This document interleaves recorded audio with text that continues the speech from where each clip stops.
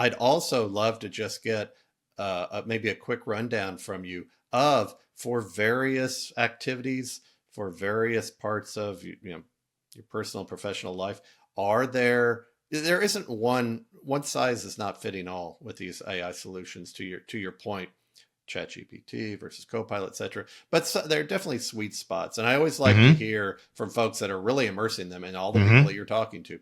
What do in different areas? I'll throw out some names. What's the Avengers look like here? I got to tell you that probably the space in my first, and I think this is somewhat of a self-selecting topic, because I was talking to people who are in sales and marketing, and marketing is the place where the acceleration is absolutely happening first. People are figuring out now what it means to apply it to sales, and I can talk about that for a moment.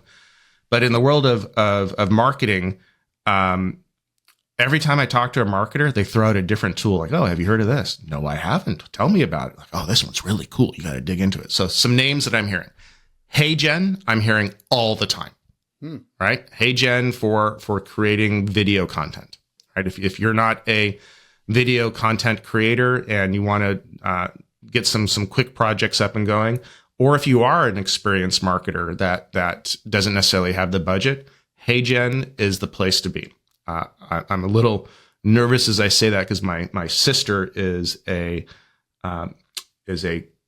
video producer for every time I bring up AI and I try to point her to HeyGen, I think I could feel her reach through the phone and smack me across the face. But it's there, and I hear HeyGen all the time.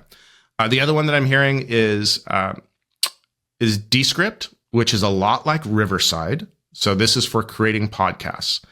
Riverside is a tool that I use in my own podcasts, and if you don't mind me saying it, we're using it right now. Yep. We're using it right now. I've been a Riverside fan for years. They've up-leveled the tool. They've put all these great AI tools in there that make editing super easy and make improving voices just a click of the button. Riverside is also really good at live streaming podcasts. Descript is more down the path of, if you want to create a podcast script from scratch and have kind of the full AI experience beginning to end of creating a podcast. They're a bit more tuned towards that direction. So I'm hearing HeyGen, I'm hearing Descript, I'm hearing Riverside. I'm also hearing about Guide, Guidde, for creating documentation. So the whole world of creating any type of documentation. So not just pure kind of hardcore product documentation, but if you're in the world of delivering projects to clients and you need to document what you've created for your client, Guide is a fantastic tool. Let's see. Another one that I've heard a lot about is Chat PRD.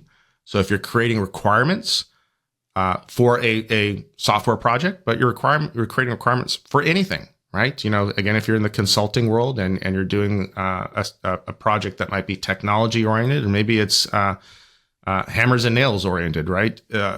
Chat PRD is a great way of creating requirements. So those are some of the names that I'm hearing over and over and over again. So I thought I'd just throw them out there. If you give me a moment to think a little bit more, I might come up with one or two others. Oh, here's a really cool one that I just interviewed the chief revenue officer of the company. It's a company called Signals, Signals, and their website is GetSignals.ai.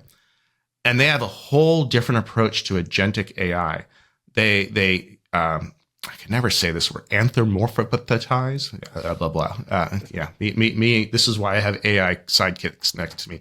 They humanize the whole AI experience to the point where you're actually hiring a cloud employee as opposed to buying agentic AI software. That's a cool, different take on it. And I went and played around with the demo on their website, and I was just absolutely amazed. Yeah. It's like you're talking to a colleague on your team, somebody with a very narrow profile of expertise, right? You're not going to talk about, the Niners this past weekend squeaking out a win, but you're gonna talk about the topic on hand with what a very human-like person. So there's another one, Signals.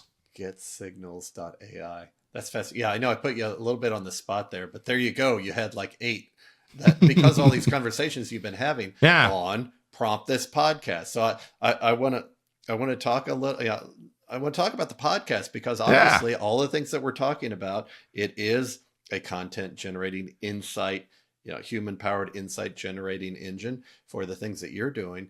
But you're talking to all these folks and distilling all of this real time knowledge for folks. So talk to me about the podcast, what folks would expect on it, where we can find it, etc. Sure.